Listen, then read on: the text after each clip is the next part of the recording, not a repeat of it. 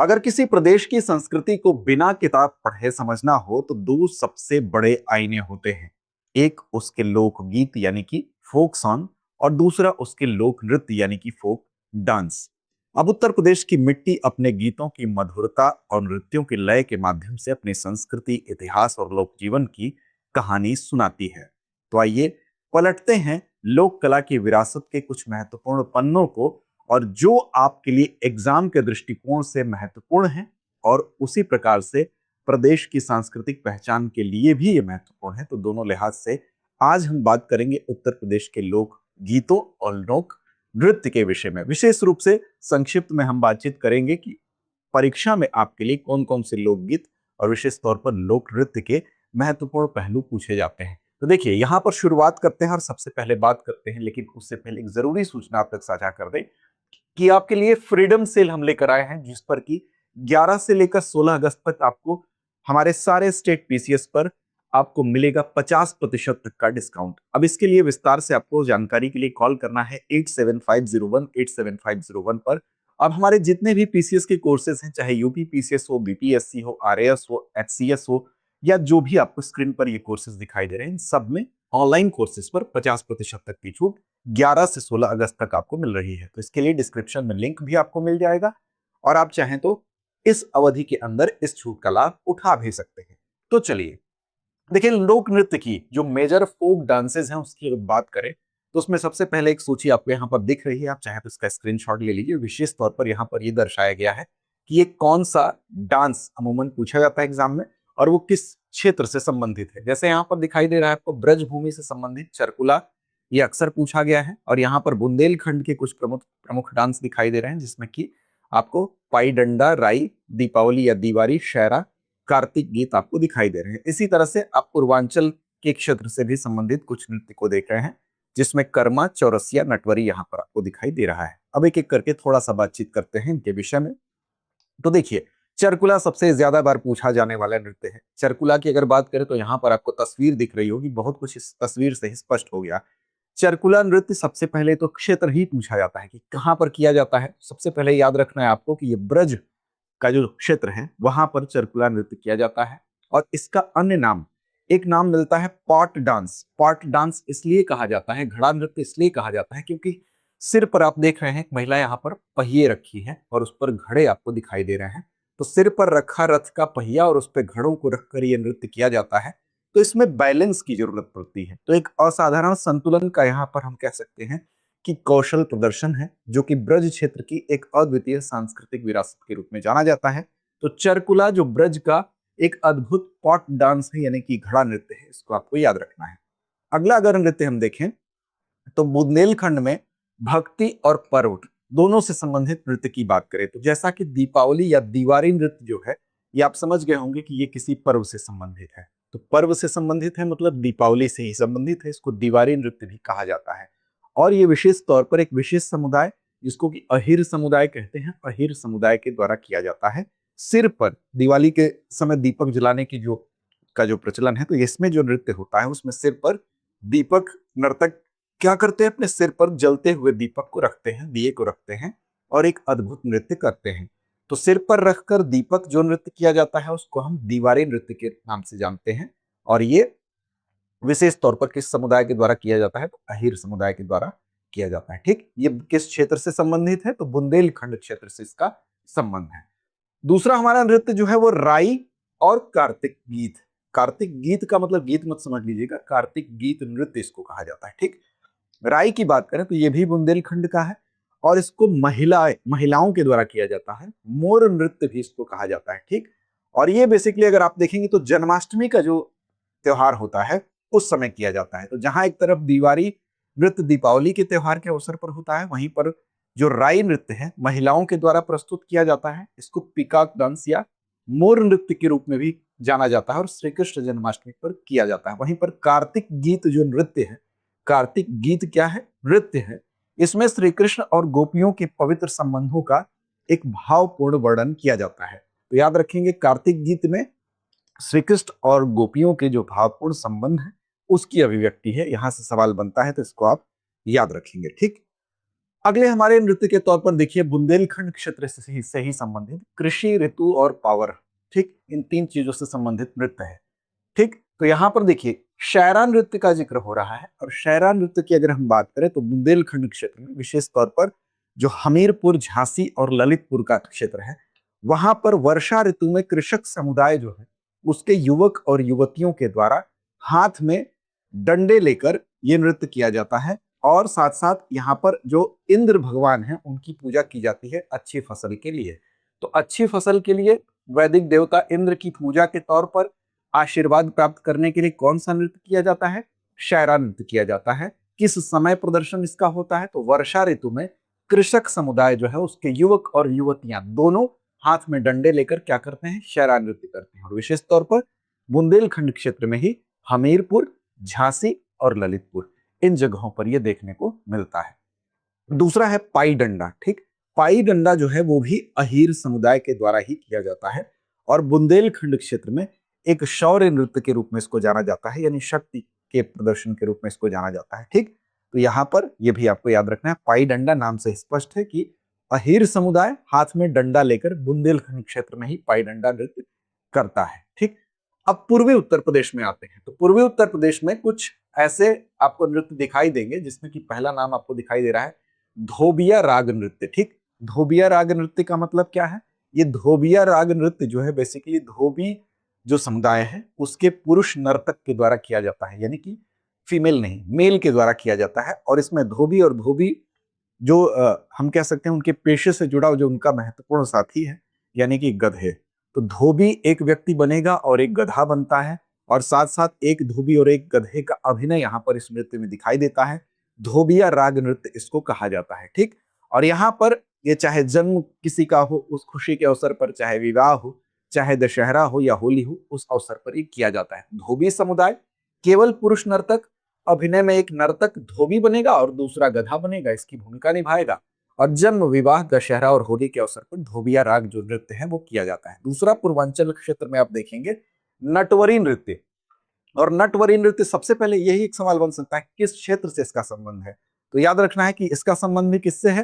तो इसका संबंध भी हमारा पूर्वांचल से ही है, और बेसिकली अहीर समुदाय के द्वारा जन्माष्टमी और होली के अवसर पर किया जाने वाला नृत्य है। तो नटवरी नृत्य कब किया जाता है? तो जन्माष्टमी और होली के अवसर पर पूर्वांचल से संबंधित है, अहीर समुदाय के द्वारा किया जाता है, और इसमें नगाड़े की लय के साथ खेल कूद की मुद्रा और शारीरिक भाव भंगिमाओं का प्रदर्शन इसमें होता है, और इसमें नटवर अर्थात भगवान श्री कृष्ण के सम्मान में नटवरी नृत्य किया जाता है। ठीक, तो ये आप याद रखेंगे।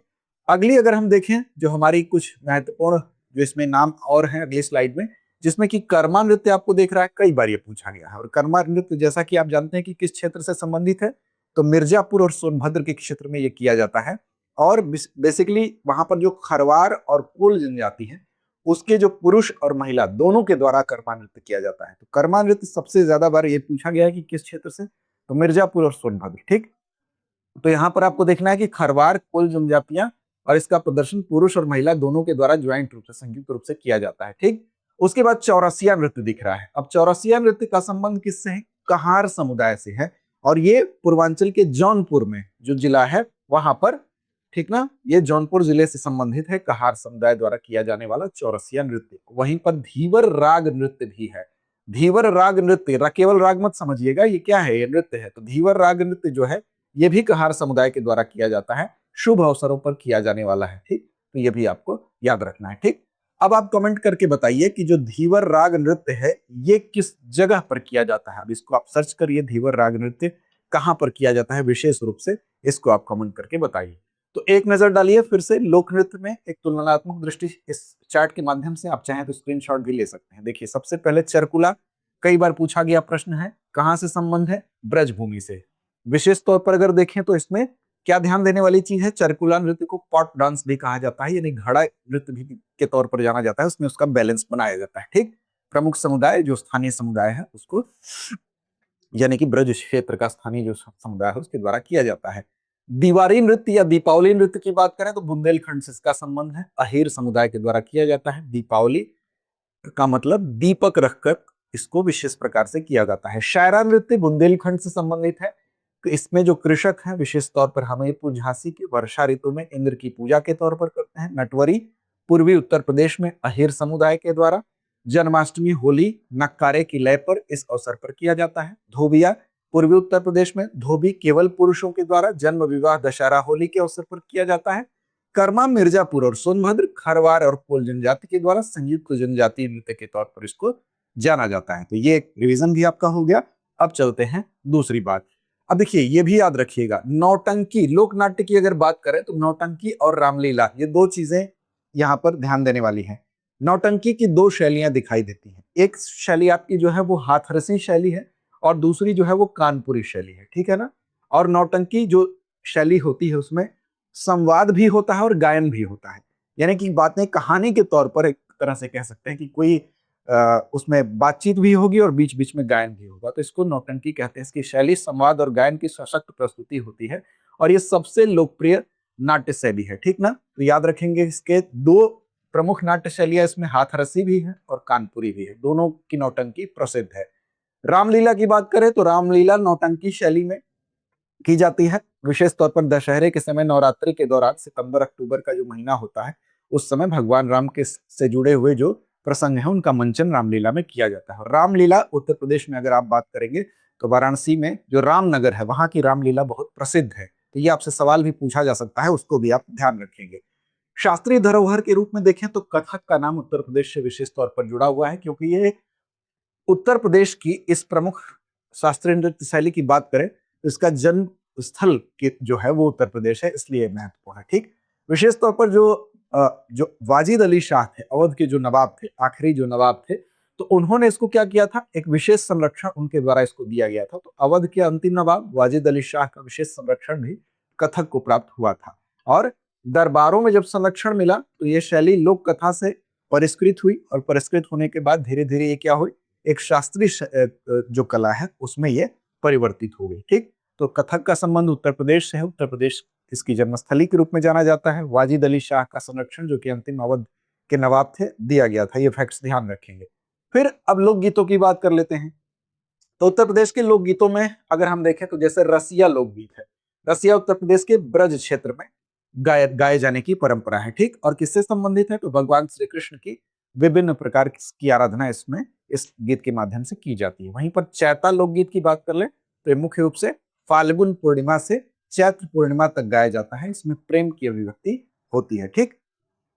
इसी तरह से कजरी लोकगीत की बात कर ले तो इस सावन के महीने में, किस महीने में, सावन के महीने में किसके द्वारा, महिलाओं के द्वारा गाया जाता है। और किस क्षेत्र में, तो मिर्जापुर क्षेत्र में ये लोकप्रिय है। तो कजरी मिर्जापुर क्षेत्र में काफी लोकप्रिय है, ध्यान रखना है। आल्हा लोकगीत की बात करें तो ये क्या है, आप जानते हैं कि आल्हा और उदल की वीरता और शौर्य का वर्णन करने के लिए आल्हा जो है ये लोकगीत गाए जाते हैं, विशेष तौर पर बुंदेलखंड के क्षेत्र में। अब थोड़ा विभाजन के तौर पर देखें तो देखिए जैसे रसिया है जो ब्रजभूमि से संबंधित है और इसका विषय क्या होता है, भगवान श्री कृष्ण की विभिन्न प्रकार की आराधना और प्रेम। तो इसका केंद्रीय हम कह सकते हैं विषय क्या है, तो रसिया का केंद्रीय विषय है प्रेम। वहीं पर चैता जो नृत्य है, चैता की बात करें तो इसका संबंध किससे है, तो इसका संबंध एक विशेष ऋतु से है। तो फाल्गुन पूर्णिमा से चैत्र पूर्णिमा तक यानी कि बसंत के काल से इसका संबंध है। तो चैता जो है, क्षमा करिएगा मैं अगर नृत्य बोला हूं तो उसको गीत की बात हो रही है, यहाँ पर गीत है, ठीक है।